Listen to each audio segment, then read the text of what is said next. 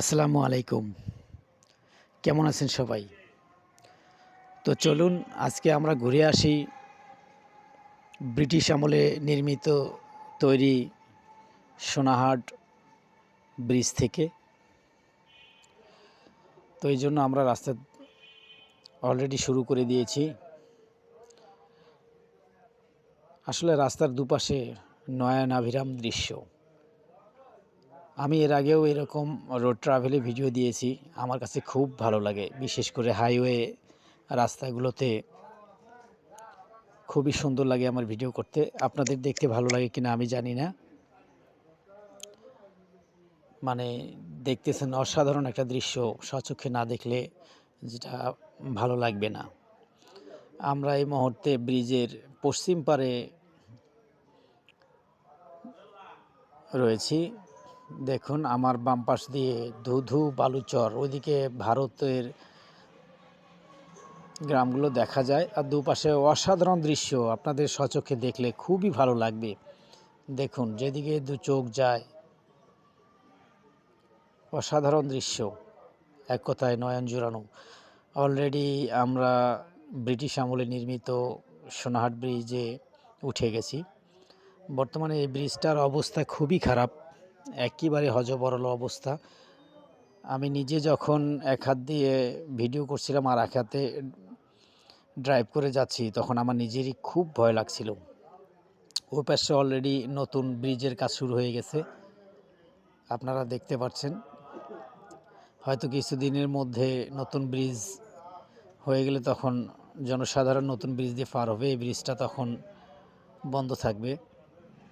যেহেতু এই ব্রিজের অবস্থা একেবারেই লাজুক, খুব সাবধানতার সাথে পার হতে হয়। তারপরও আপনারা দেখুন ব্রিটিশ আমলের তৈরি এই ব্রিজ,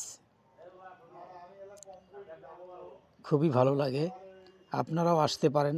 বাংলাদেশের কুড়িগ্রাম জেলা শেষ প্রান্তে ভ্রঙ্গামারী উপজেলায় এই ব্রিজটি অবস্থিত। এই ব্রিজ পার হয়ে সোনাহাট স্থলবন্দর যেতে হয়, তারপরে আপনি স্থলবন্দর পার হলেই আসামে ঢুকতে পারবেন। এখানে কিছু অংশ নতুন করে করা হয়েছিল, যেটা আমি শুনেছি যে ৭১ যুদ্ধের সময় বম্বিং করে নষ্ট করা হয়েছিল।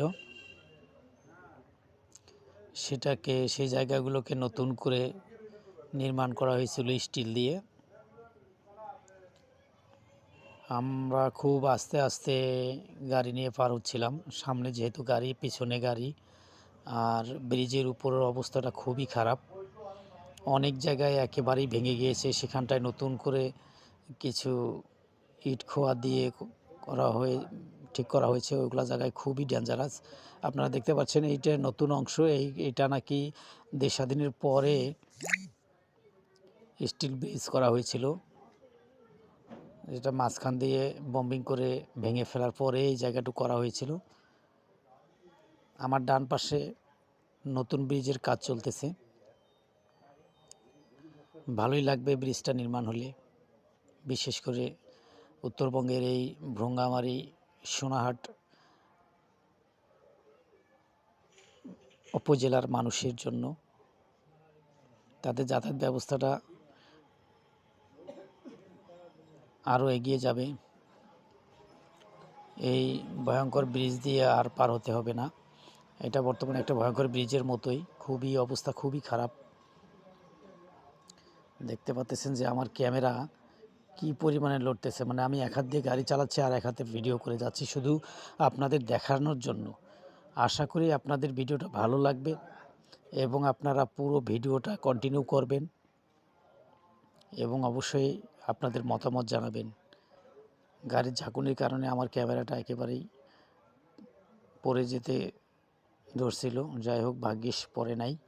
আপনারা অলরেডি দেখতে পাচ্ছেন যে কিছু কাজ হয়েছে নতুন ব্রিজের, আবারও একটা স্টিলের অংশ।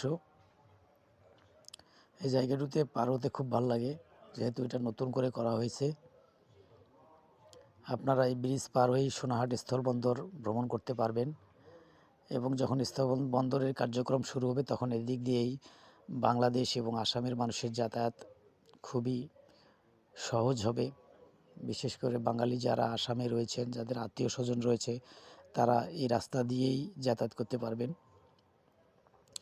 তো আপনাদের সকলকে এই সোনাহাট ব্রিজ ভ্রমণ করার জন্য আমন্ত্রণ